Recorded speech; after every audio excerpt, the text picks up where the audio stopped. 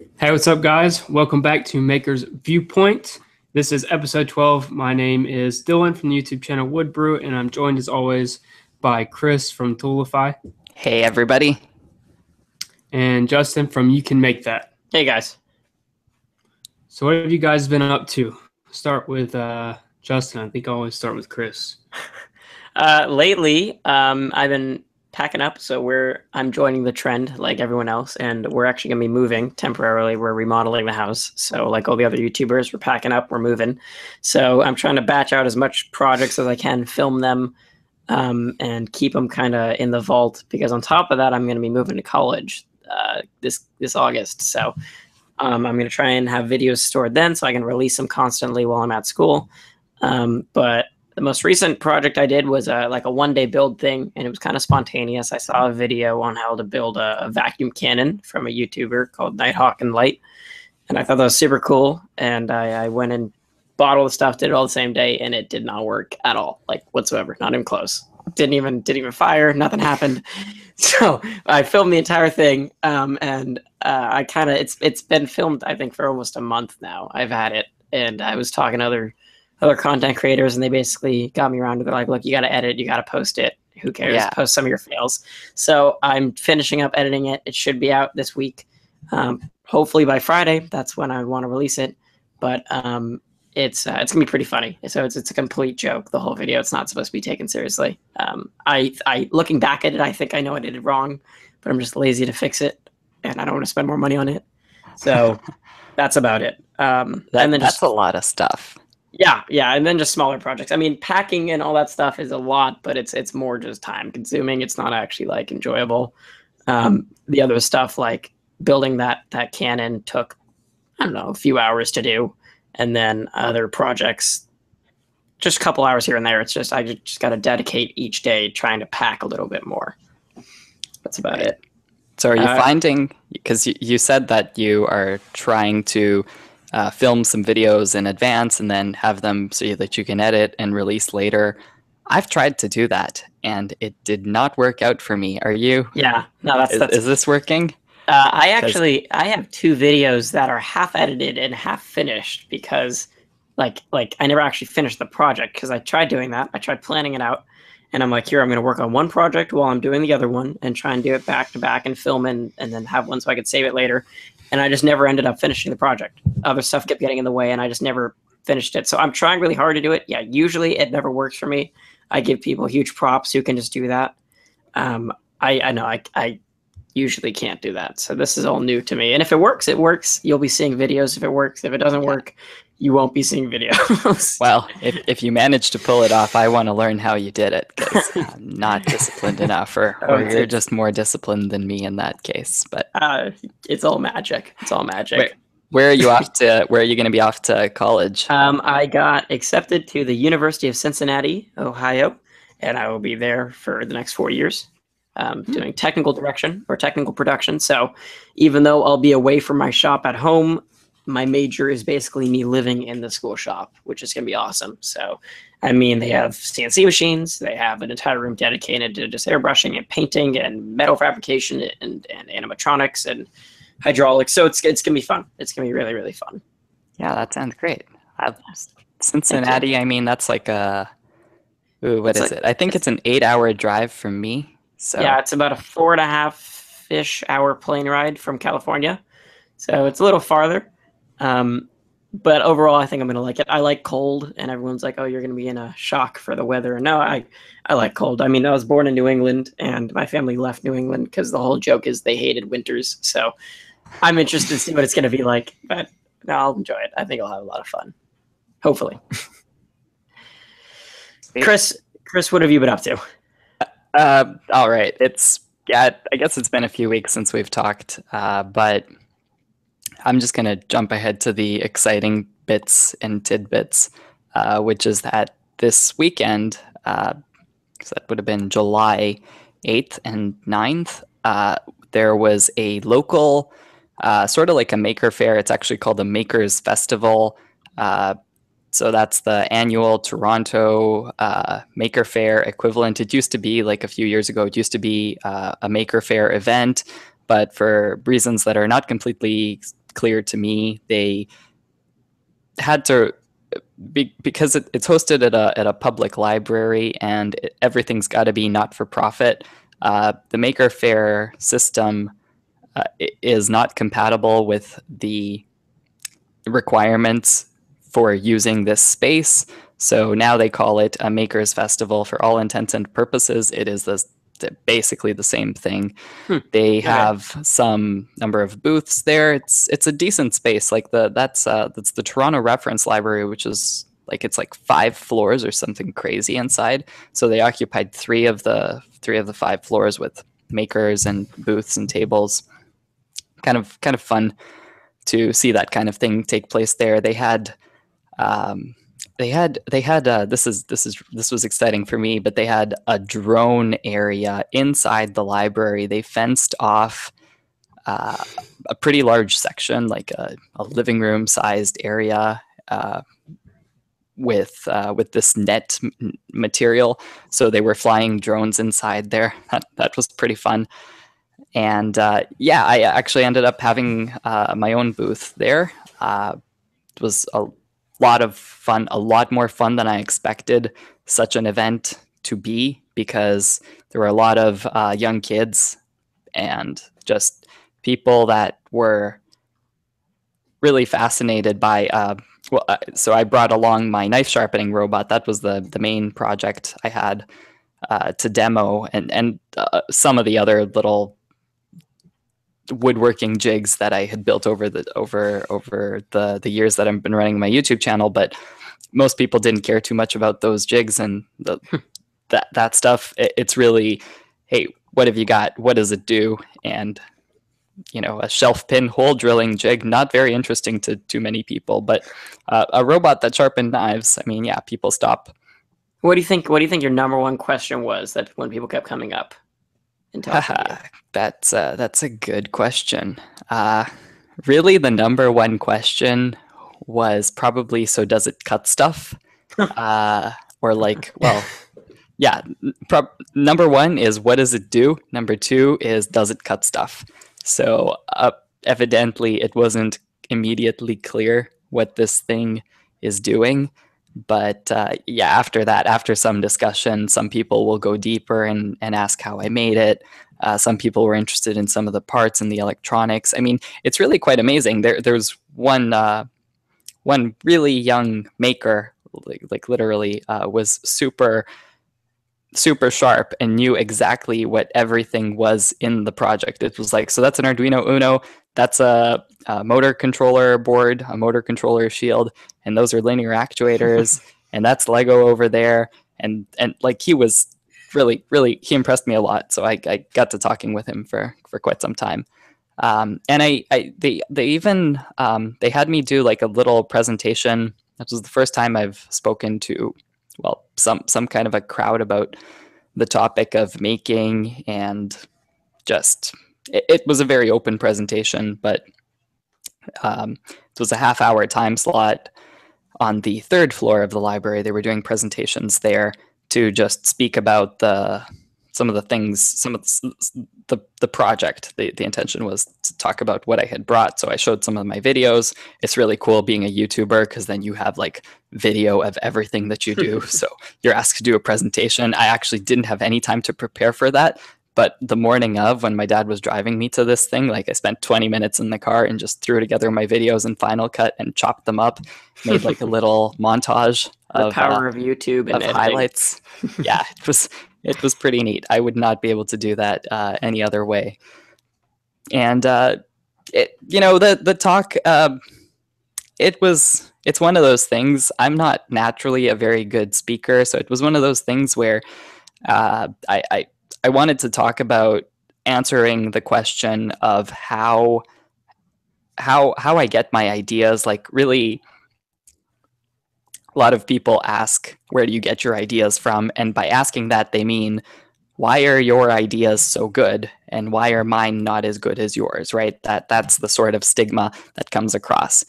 And I really wanted to say that ideas are not generated by nothing more than your creativity muscle. And your creativity muscle is something that you're not born with. You have to train. You have to like exercise that muscle in order to become an effective creator or whatever you want to consider yourself. Kids are naturally curious and creative because society has not brainwashed them yet into thinking in a straight line and, you know, doing everything the way it's supposed to be done. Their minds are uncluttered. They're totally, they can think of anything. It's actually pretty incredible what young kids can think of. So really my talk was just saying what it takes to preserve. I was trying to say that what it takes to preserve some of that as you become an adult, as you grow and become an adult. It wasn't a huge audience, just a few people there. I think they recorded it, so I don't know if they ever release it. I'll link it up somewhere so that people can see how improvised my first attempt at talking and presenting about this stuff in front of a live audience was. We're spoiled. We're spoiled with YouTube. You made a very good point there. I mean, I think we talked about this a few podcasts ago about being like original and originality. I've never been on the spectrum of, I have creative ideas, but not like how do I put this? I have creative ideas, but not nearly as much as like other content creators do. Like I give like Laura Kampf or all these other big YouTubers huge credit because they can come up with the coolest ideas just by talking to people, right? Me, it'll take like a month for me to come up with like maybe one cool thing. I'll be like, I'm going to make that. Usually most of the times when I do stuff, it's from inspiration from either other people or me seeing other things. I'm not too original with coming up with ideas and being creative. So when I always see younger kids and they always come up with the coolest ideas, in my mind, I think they're pretty cool. Like I'll be like, oh, that's so cool. And to look at other people, sometimes they'll be like, well, he's just a kid or he's just this, or it might sound stupid, but I do miss that. I feel like the older you get, the less creative you start to become. And I feel like that can definitely vary depending on person, but that's my opinion. I feel like definitely, Chris, what you were saying is the older you get, you slowly, because society slowly starts to tell you that you are not as creative as you used to be. Yeah. And you know, what is interesting is I put this talk together and I kind of just very spontaneously thought about it for like, I don't know, 2 hours on a subway ride across over like a couple of days of commute that week. But the after the talk, like this was, and I came back and I was pretty disappointed with how the talk went ultimately. I feel like I'm not very good at articulating my thoughts the first time I try. Like the way I feel a little bit better about the way I said it now on this podcast because I've had some time to process. And then the next time I say it, I'm sure it'll feel even better. But the very interesting thing, and this is helping me out right now as well, is that I came across a TED Talk. I just spontaneously said, hey, I wonder if anyone's ever talked about this thing that I'm trying to talk about. And I searched it on YouTube. And lo and behold, there's a guy who did a TED Talk. He's also a YouTuber, but he makes kind of different videos. He just makes all kinds of very random creative videos. It's not more, it's less themed about one specific thing, the way we're more woodworking themed. He just makes all kinds of random creative, comes up with all sorts of creative ideas and records them and puts them on a YouTube channel. And he did a talk exactly about how do you get good ideas? Where do good ideas come from?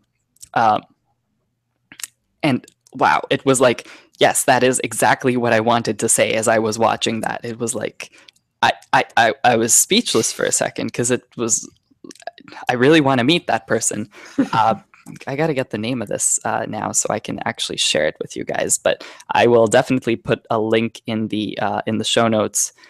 The guy's name, I got it. The guy's name is How to Come Up with Good Ideas is the talk, and it's by Mark Robber. So I'll have to check it out. That sounds really interesting. That sounds really cool. Yeah, he talked about being curious, his 3 points were be curious, work hard, and get lucky. So sums it up pretty well. Dylan, on to you. You've had quite a few adventures. We haven't spoken to you in a little bit. How have you been? What have you been up to? Oh, I don't even know where to start. So I guess the last time we talked, I was getting ready to go to Oklahoma. Is that correct? Yep. Yep. Okay. I think it's like 3 weeks ago or 4 weeks ago. There's a lot that's happened. A lot.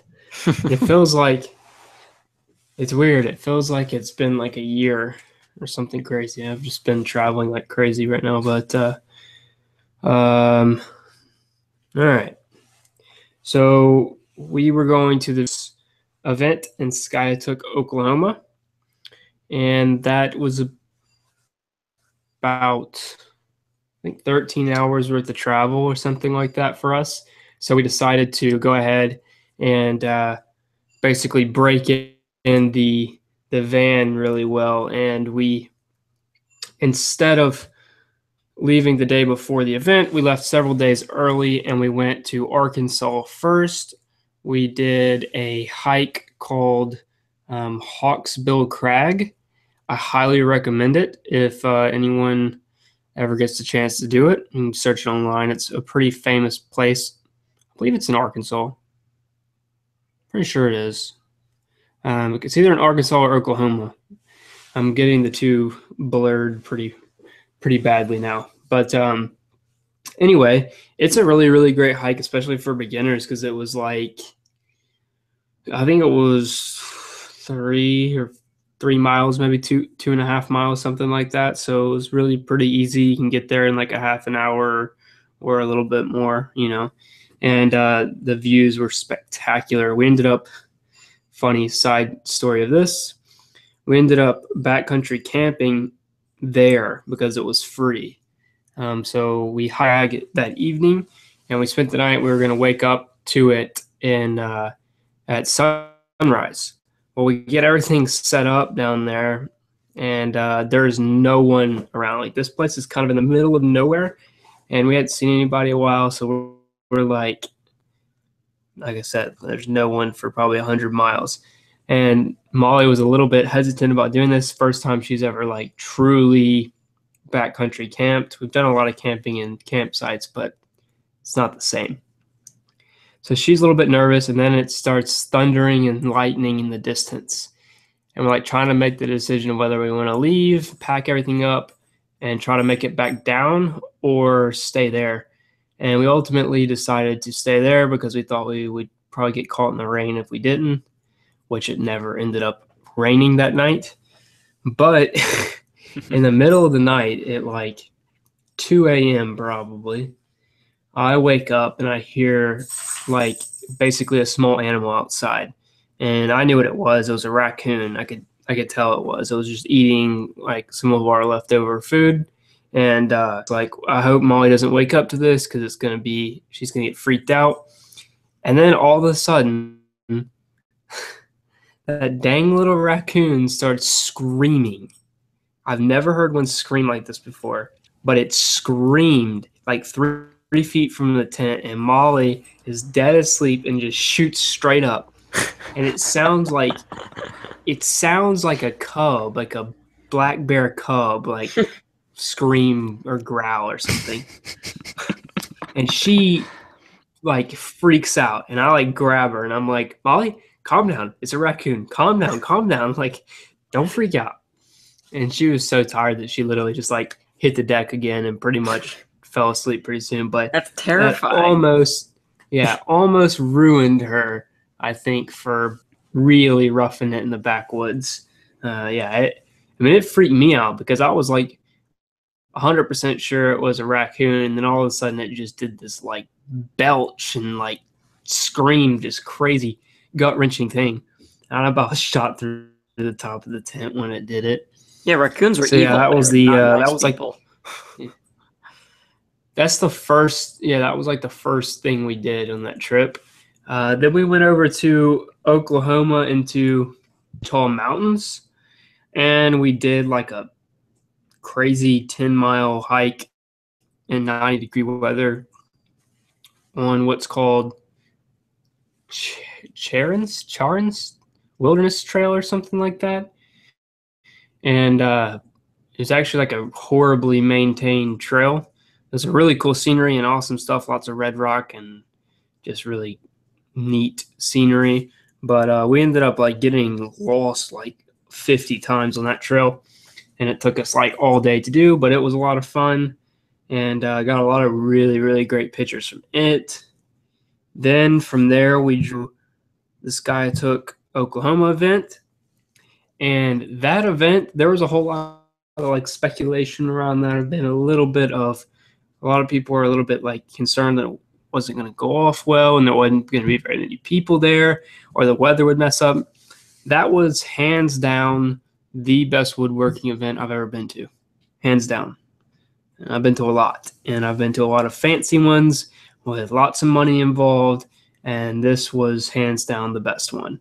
It was basically an entire weekend of, I think there was probably 12 to 15 maybe of us camping out and staying there. And we basically just built stuff all weekend. I helped Jay Bates a lot on a workbench that he was doing for the event. We built a hammock stand, and everyone just like cooked out at night, and it was just like, it's everything you can want, because you go to a lot of these conferences and it's the same exact tool booths that travel around with these shows. They see the same exact stuff every single time, and you only get like a small amount of time to talk to people because they're there and they're all wanting attention, and there's nothing to really like discuss about. It's about like how your life been. But we could stand around something being built and discuss how it was being built. So like Jay was building this workbench, and every single step of it, there was a crowd around, how do you do this? Why do you do it that way? Can I try it? Yeah, sure. Take the hand plane. Go ahead and try it. And so probably 50 people attributed to that workbench to make that workbench and make it happen, which is just a really, really cool thing. And yeah, it was an amazing event. A lot of really amazing people traveled from all over the country.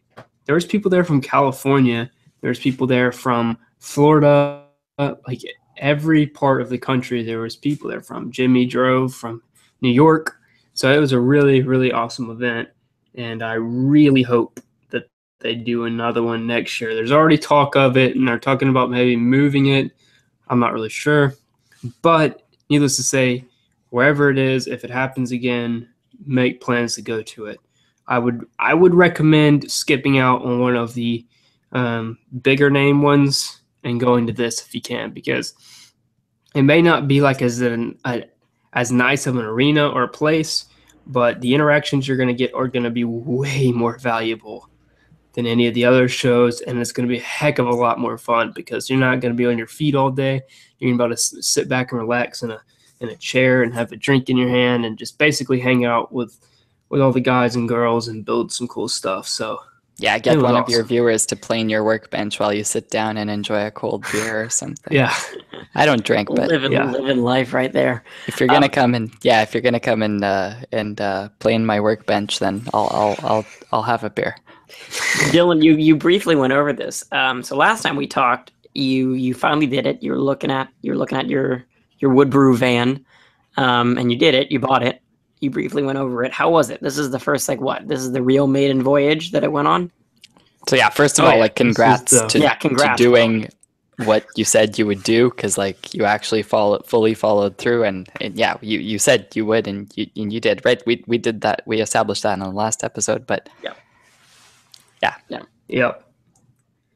I'll let you. It was awesome. I mean, story.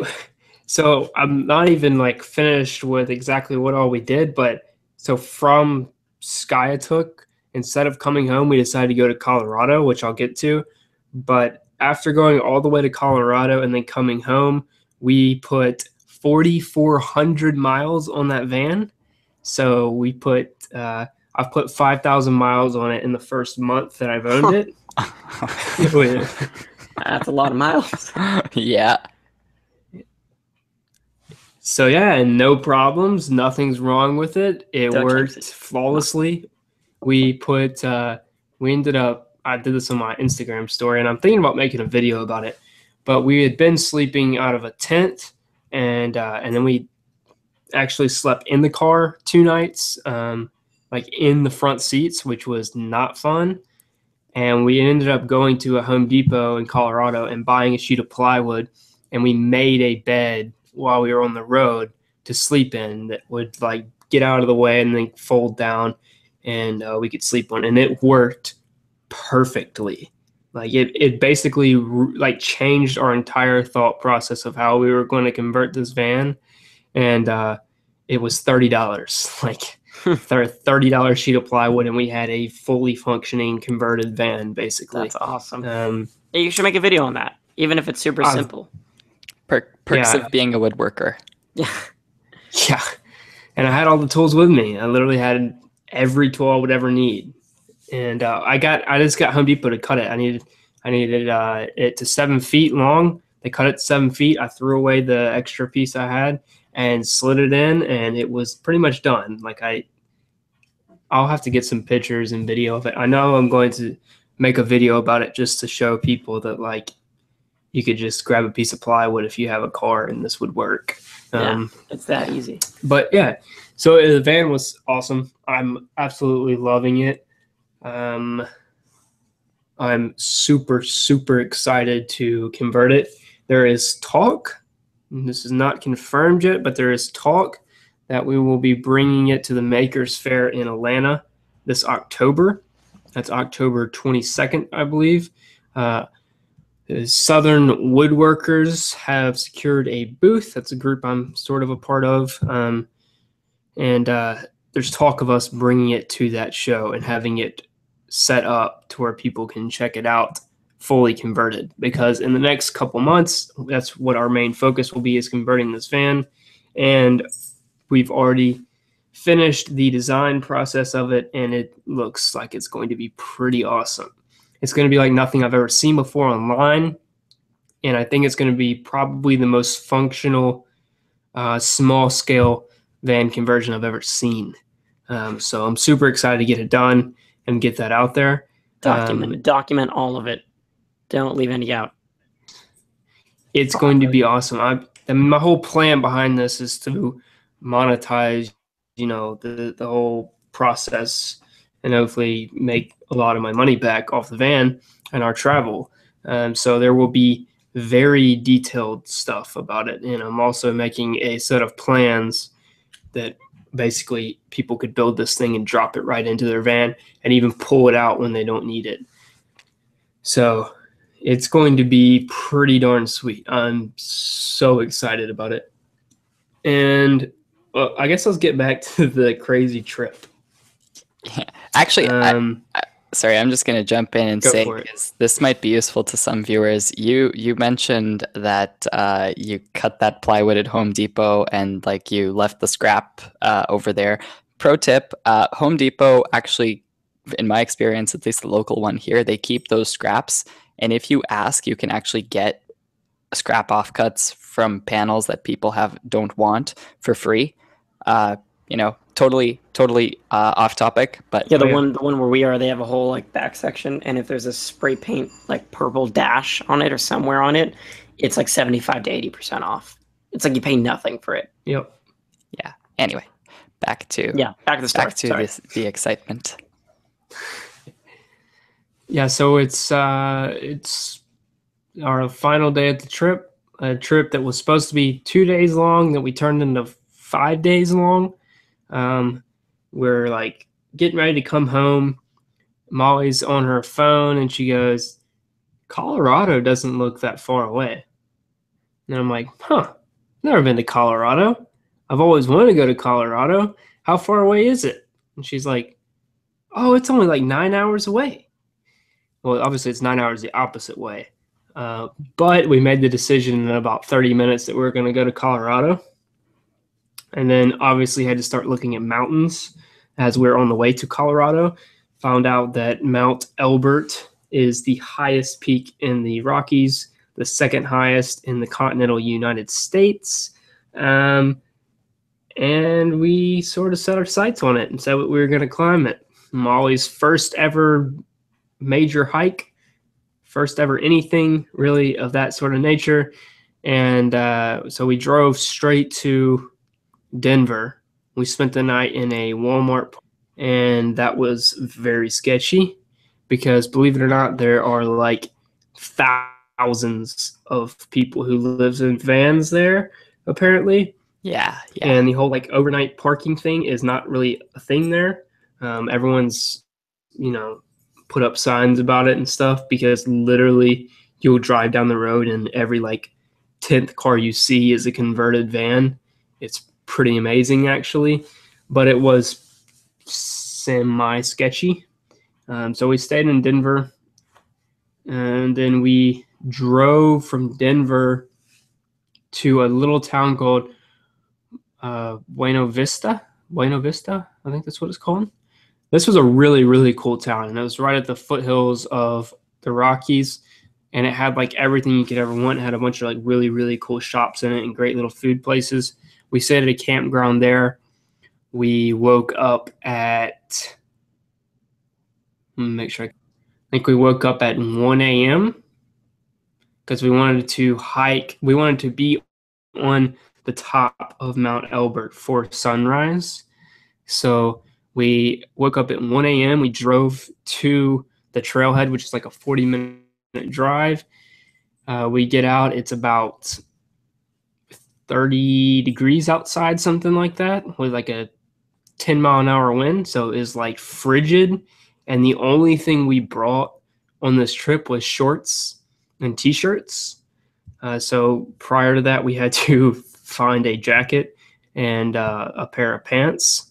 Luckily, that wasn't that difficult. We had to get beanies, but needless to say, we froze to death on that hike and left at 1 a.m.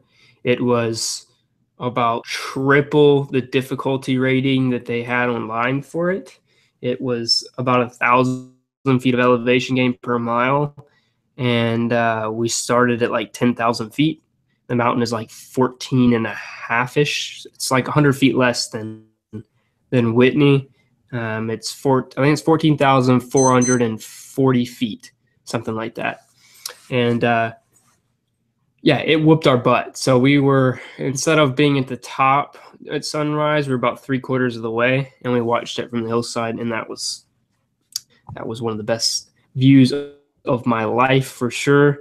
Very surreal. Definitely, I would say the views on this hike were better than Whitney.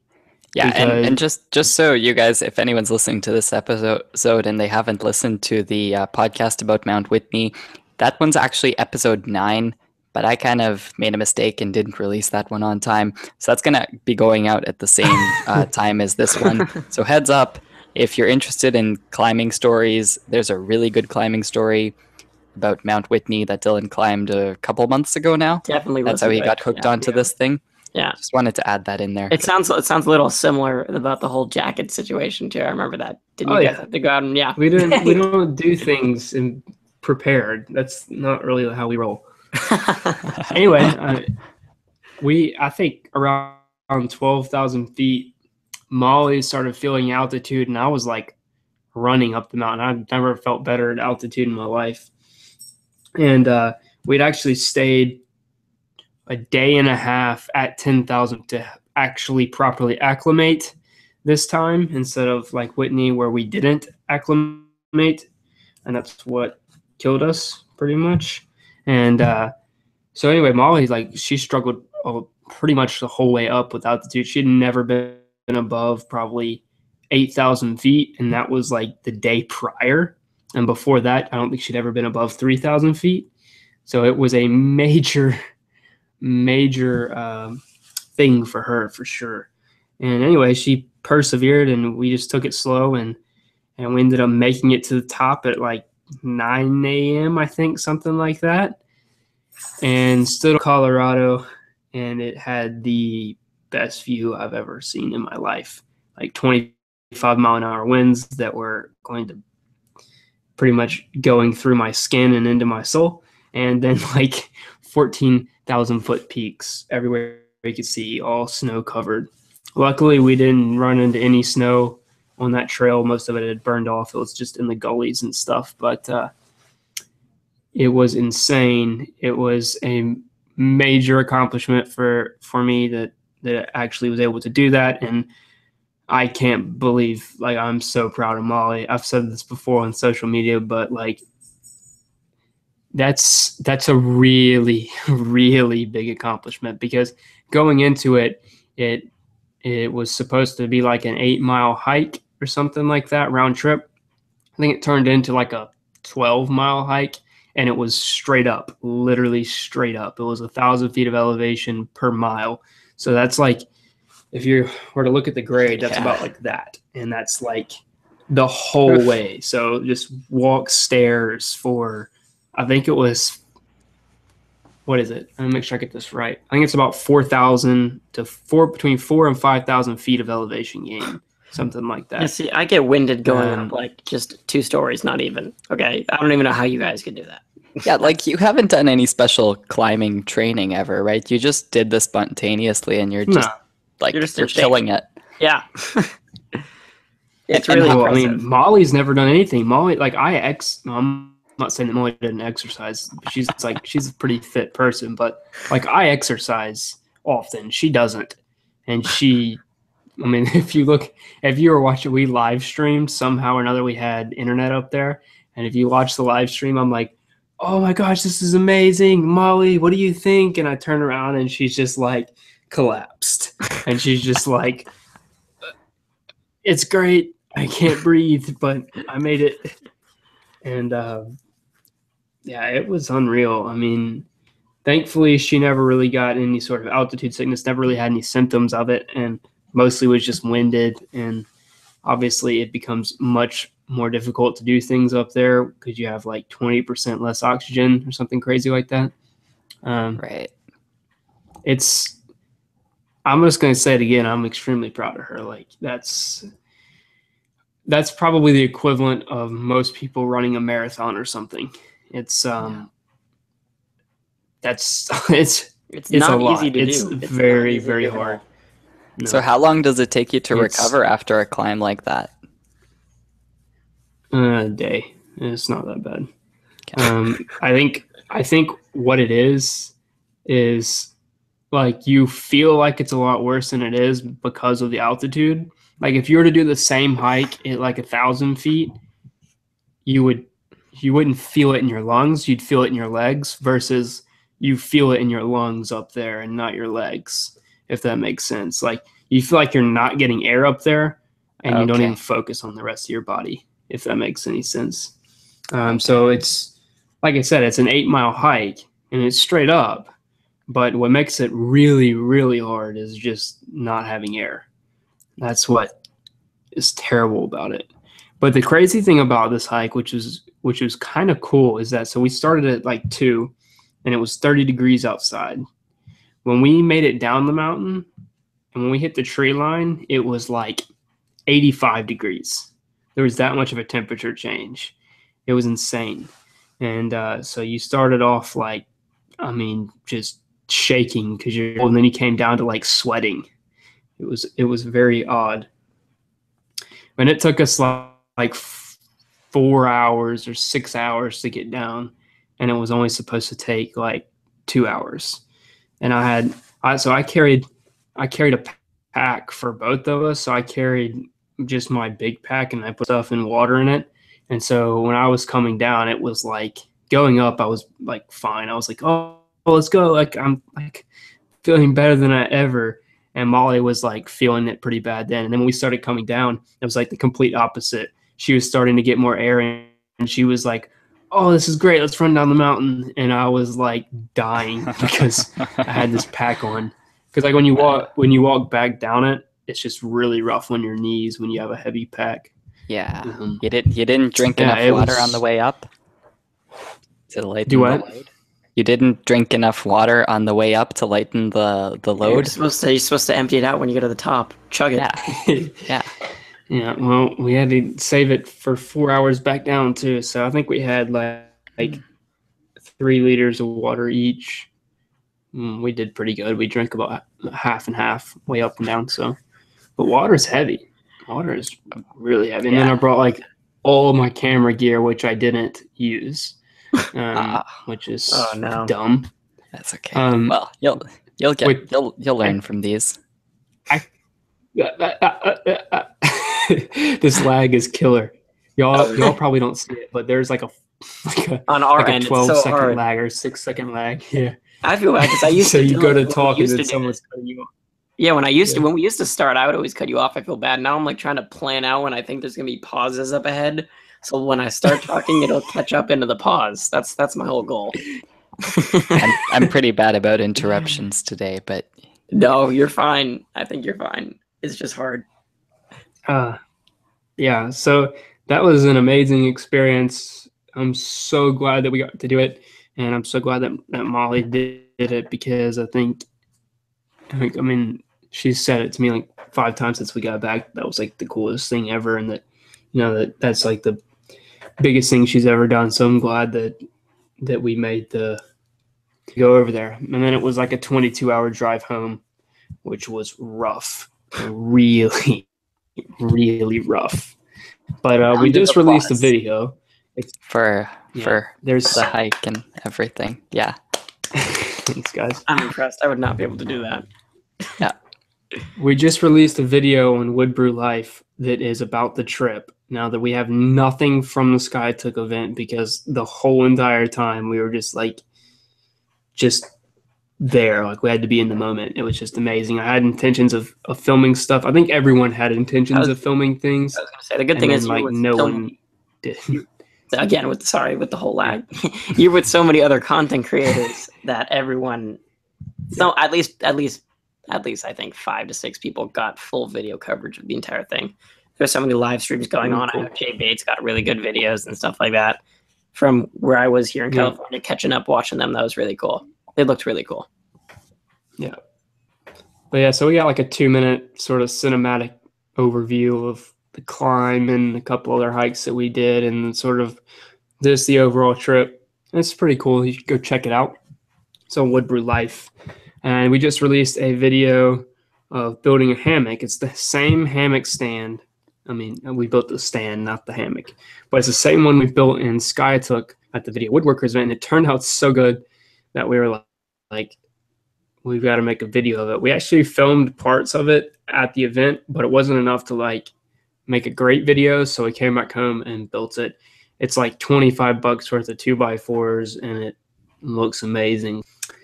Yeah, that's what we've been doing. I was supposed to leave tomorrow for, well, let me back up a little bit.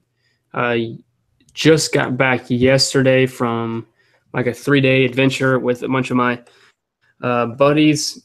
So we went to northern Alabama to Cheehaw State Park, and we did I think it was like a 13 or 14 mile hike in Cheehaw, and that was really, really amazing. Just roughing it with the guys, no girls around, and it was one of my buddies' birthdays, which was a ton of fun. And we just got back from that, so we had like 4 days. So we did the whole Colorado thing, got back. We had like 4 days left for that. And then we were supposed to leave tomorrow, and go to Atlanta for like 4 days. But instead, we've decided to hold off on it because we're like a month and a half behind on videos and stuff. And we're just going to go to the beach for 1 day instead. It's my birthday. That's the reason we were going to Atlanta. We were going to go to Stone Mountain, go to a concert, but we postponed it. So yeah, I turned 21 in exactly like 4 hours. 2 hours and 50 minutes. Oh, okay. Right? Never mind. No, you're right. No, I've 4 got hours. this set. Yeah. I've got this set for the wrong time zone. Sorry. And we record this, by the way, guys. Today is Monday, so because when it's released, it's gonna be a different day. So Monday, or Tuesday. It will be Tuesday. Yeah. Sorry, it's gonna be Tuesday. So your birthday's midnight-ish Tuesday. Yeah. And for anyone that doesn't know, we do stream these live on our YouTube channel, Maker's Viewpoint, so you can watch live as the action happens and interact. Yeah, absolutely. We're gonna live stream Dylan's birthday all the way through midnight. We're not doing that. Yeah, I don't think I'm doing anything tonight, but I am going to the beach tomorrow, so that'll be fun. Good news is that now nothing is off limits. I can stay at any hotel I want. I can rent any car I want, which now I've got covered because I don't need to rent cars anymore. Right, But, right. like, travel is set now. We can do anything, anywhere, anytime. I'm so excited about that. But you still don't get much of a break on insurance. You gotta like 25, it seems to be. Yeah, I really don't do that. Yeah. Or get married. Which, that's the big running joke, or not a joke, but a big running thing that Molly and I got married, and no, we're not married. Or what is it? Someone thought we were having a baby. And that was like that joke you did for you put that in the video, Molly's YouTube channel. That was pretty funny. That was good. It was good. People really bought it, but I thought I made it very clear afterwards that that's not what it was. But some people, there's all kinds of people. We're having a baby. Congratulations! But I'm already starting to get the comments of on the baby. Okay, thanks. No, I'm just begging you for it now. Congratulations. Actually, though, congratulations on turning 21 for your birthday. Congrats. Yeah. It's a milestone. Thanks, guys. Yeah. It is a milestone. Now I'll probably be 30 before I know it, and fat and old and not doing anything fun. No.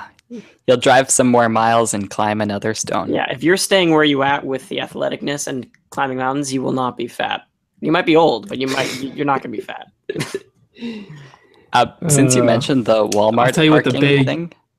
Okay, go ahead. Here's my big, I'm going to go ahead and say it on here. This is my big, massive goal. Like a before I die thing. I want to climb Mount McKinley, which is in Alaska. And it is the highest land-based mountain. So it is higher. There's more of an elevation gain on McKinley than there is Mount Everest. So McKinley sits basically on a flatlands, so you get 17,000 feet of elevation gain on that climb, whereas Everest sits on the Nepal mountain range or something. You only get 12,000 feet of elevation gain. So this mountain is what I said, 12 and 7, so 5,000 feet higher from ground to top. That's hard to imagine, but anyway, it's a massive mountain.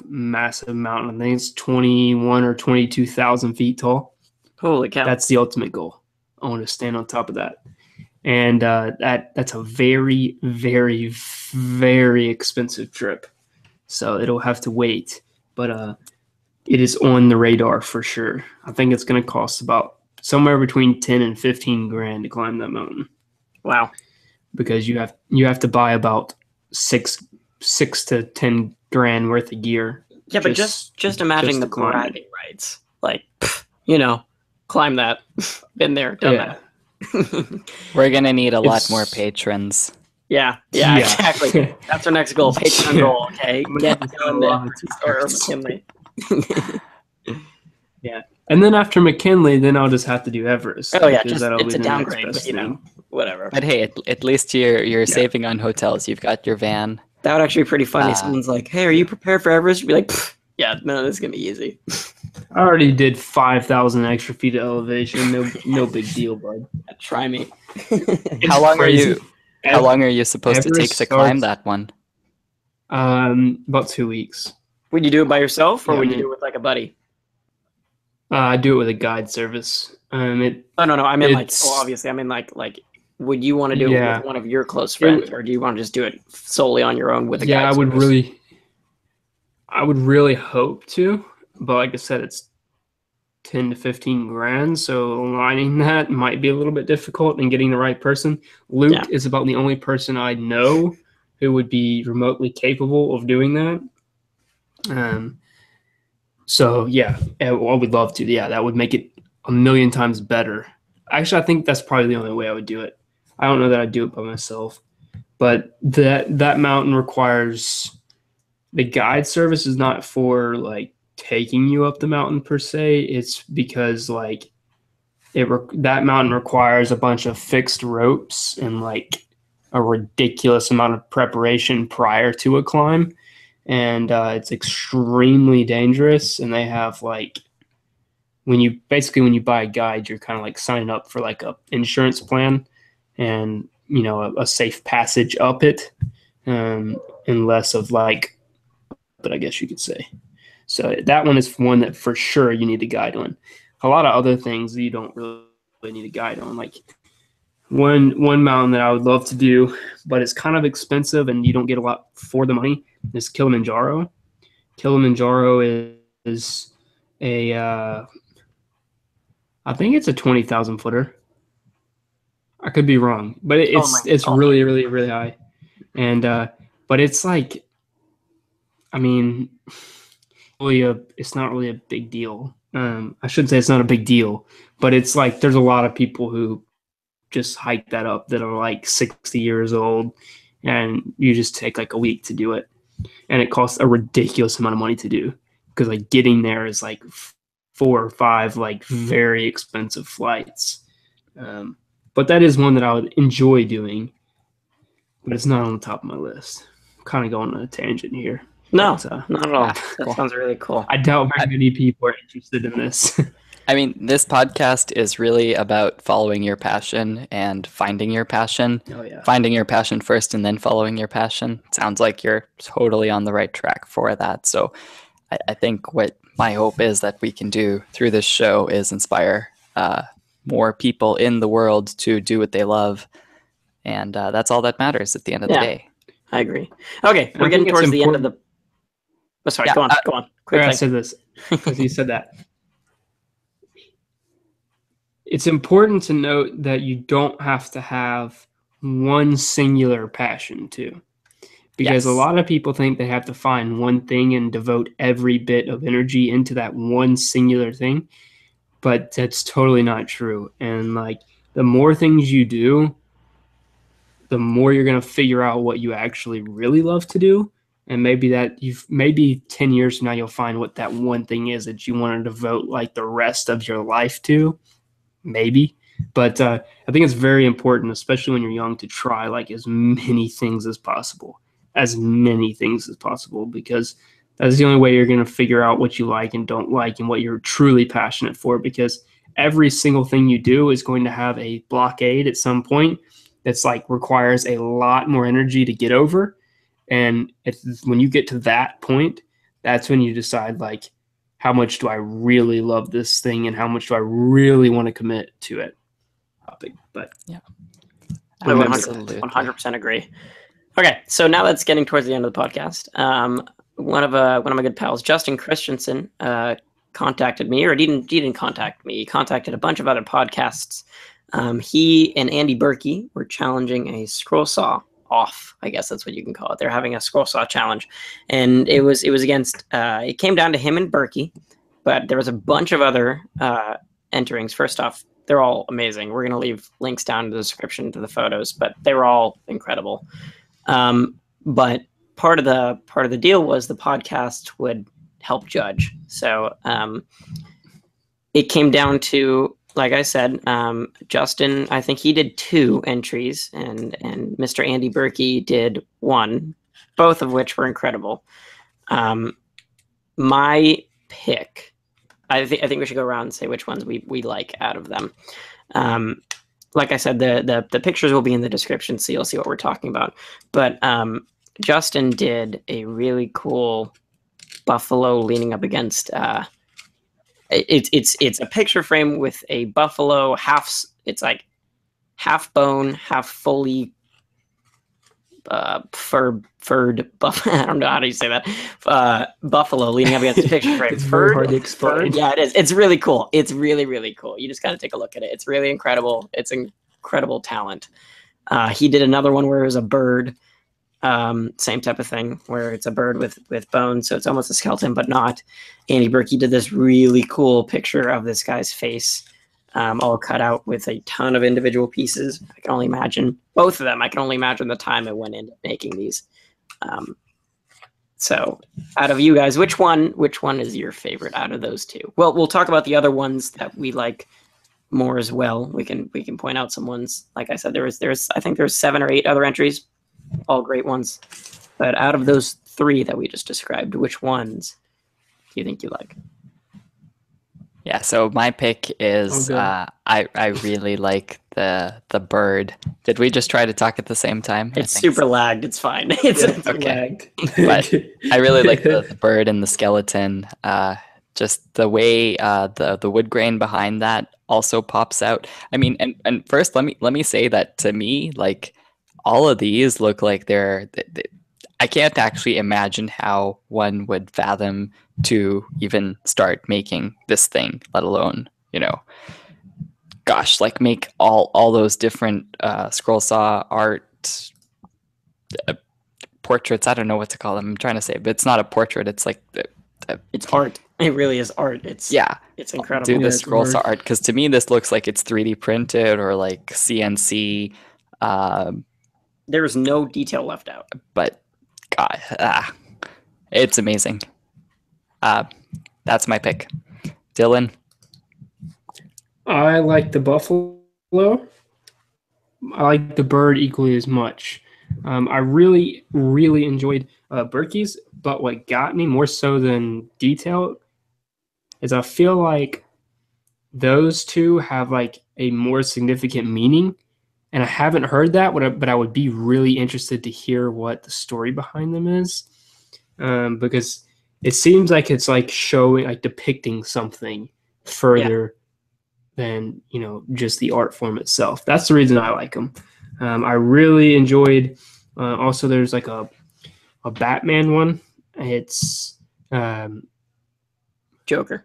I think no, not the Joker. It's one that has like it's blue on the top, and I think it's sort of like a skull, maybe ish. And then it has Yeah, the yeah, I Batman see logo on that. the top, like blue and white.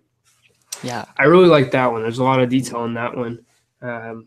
But mine is Justin's. Either one of them, I really enjoy them. I just think that they're really cool, and I bet they have a cool backstory.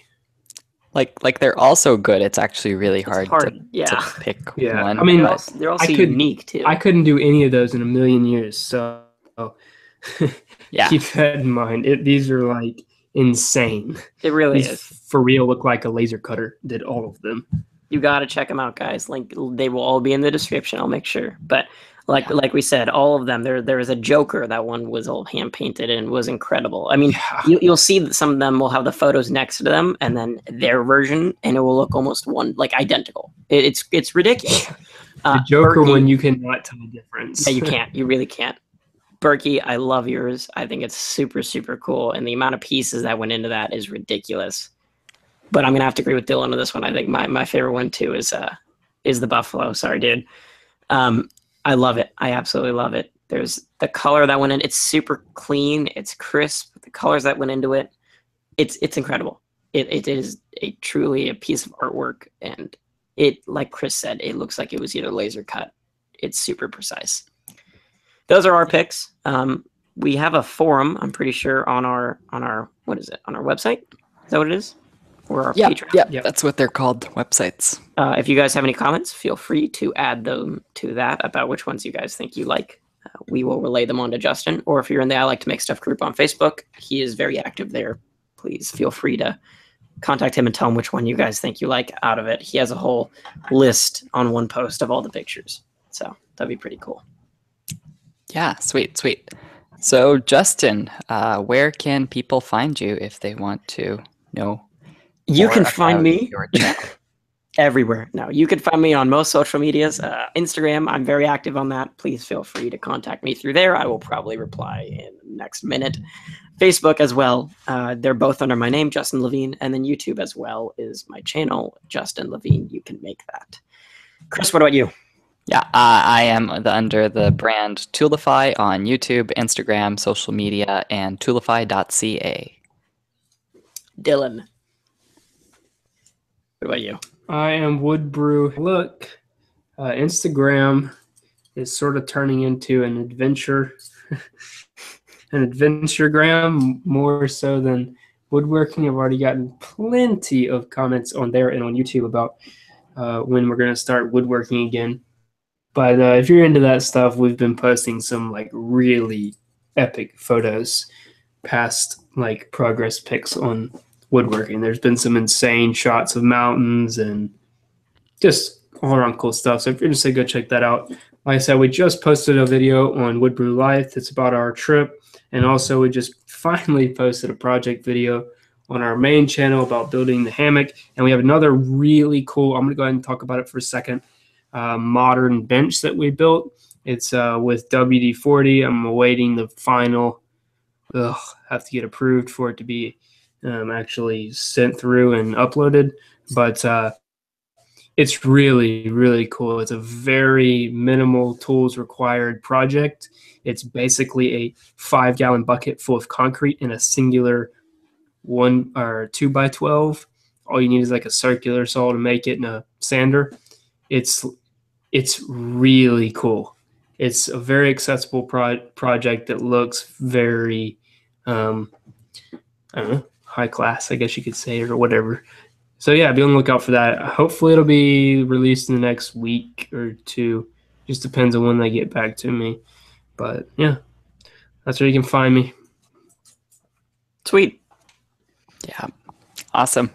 So sorry that we didn't really have a topic for this show, guys. We kind of, some time passed since our last recording and we all had some good stories to tell. So hopefully you enjoyed that. We're going to get back to our regular format next week, right? Or something, right? Yep. I shouldn't jump ahead. But yeah, and thank you very much for listening as always. Thanks to all our patrons as always. Yeah, we'll see you guys next episode. We're going to be on the after show. If you guys are Patreons, feel free. We're going to have one of those. But yeah, see you guys next episode. Take care. See you.